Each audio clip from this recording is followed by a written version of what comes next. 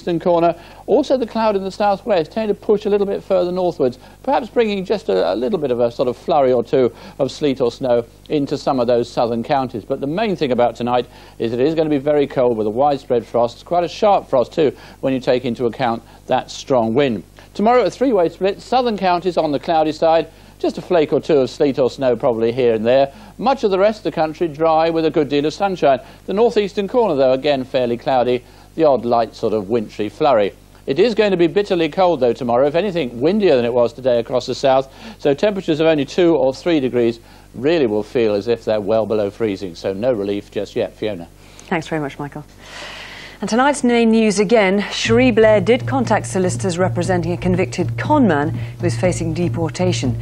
But tonight Downing Street insisted she didn't act improperly in any way when she called Peter Foster's solicitor. We'll bring you the latest on those stories just before 7. Before that, it's time to join the BBC's news teams throughout the United Kingdom. Bye for now.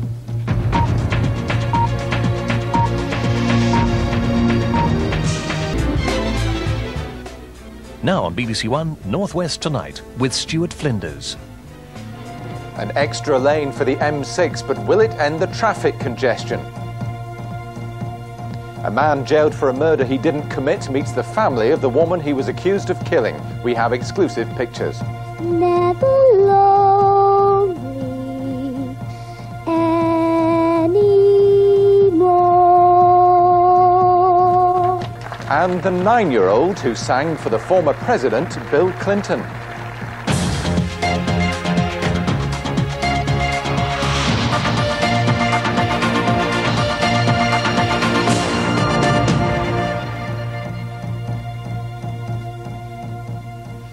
Good evening and welcome to North West Tonight. For many drivers, it's the region's very own road to hell. But now an extra lane is to be built onto the congested M6 motorway between the North West and the Midlands. It's costing £1 billion and is part of a package of transport improvements due to be announced by the government tomorrow.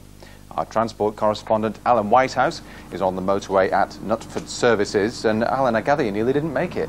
It was a touch and go job, Stuart. We allowed more than twice the length of time it ought to take for us to get here from the studios in Manchester, and we've made it by the skin of our teeth. It's a classic example of what's wrong with transport in the North West and why something, whatever it is, needs doing. Well, on the face of it, this widening of the M6 has got to be good news, but I mean, how long before the 4 lanes are blocked?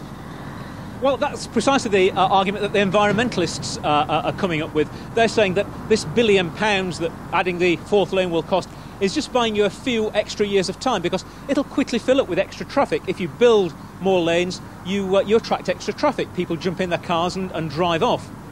The business community, on the other hand, and the motoring lobby are saying, like it or not, we're a society now that's dependent on the car, and congestion is costing us all £20 billion a year in wasted time and fuel. Something has to be done about that. At peak times, the M6 can look more like a car park than a motorway. You know, everyone has their horror story, and that's why this road building, these extra lanes, are so vital. Well, there are those who say this money will be better spent on public transport. Well, I think when this announcement is made tomorrow, that's precisely what the government will be stressing, that this isn't just about roads, it's about big public transport investment as well. For example, Manchester is getting the green light to spend £520 million on the Metrolink system to open another 3 lines out to Rochdale and Oldham, the airport, and to Ashton. And the idea behind that is to persuade commuters that you don't automatically have to jump in your car every time you want to make a journey. You can think public transport. There's a realistic alternative there. And Alan, there's some good news for Merseyside as well in this, isn't there? There is indeed. Merseyside's been campaigning for its own tram system for a good many years now. At one stage, there were even 2 rival bids on the table to build a tram system in Liverpool. Good news is the city's now going to get the money to do that. The tram system is going to cost £170 million to build. If all goes according to plan, it should be open by the year 2007. And it really becomes obvious, Stuart, when you add all this together, the North West is getting more than the lion's share of this round of transport spending. Thanks, Alan. Hope you have a trouble-free journey back.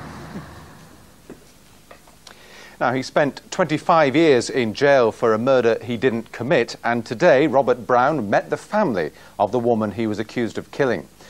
Mr Brown was freed last month. The Court of Appeal quashed his conviction for the murder of Annie Walsh in Hume in Manchester in 1977. He'd been framed by a corrupt detective. Today, Mr Brown and Annie Walsh's sister called for the case to be reopened. Our reporter Paresh Patel was given exclusive access to their meeting. Robert Brown has waited 25 years for this moment, a chance to express his sympathy to Annie Walsh's family and to say in person that he did not kill her. No, I didn't even know your sister Kathleen, and I certainly was never a violent man. At that time in my life, I was a young, immature young boy. Robert Brown's innocence means that Annie Walsh's killer is still free. For her sister, Kathleen Stavert, that's brought back a nightmare. Well, I was devastated, actually, because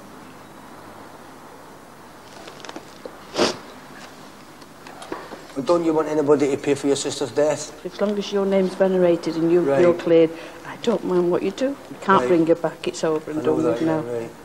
The meeting in Hume was just a stone's throw from Annie Walsh's flat, where her battered body was found. Robert Brown, who lived nearby, was convicted and sentenced to life. But last month, the Court of Appeal freed him after hearing how a corrupt detective, Jack Butler, beat a confession out of him. Butler was jailed in 1983 for perverting the course of justice in an unrelated case. That conviction followed an internal police inquiry which found Butler took bribes and told lies.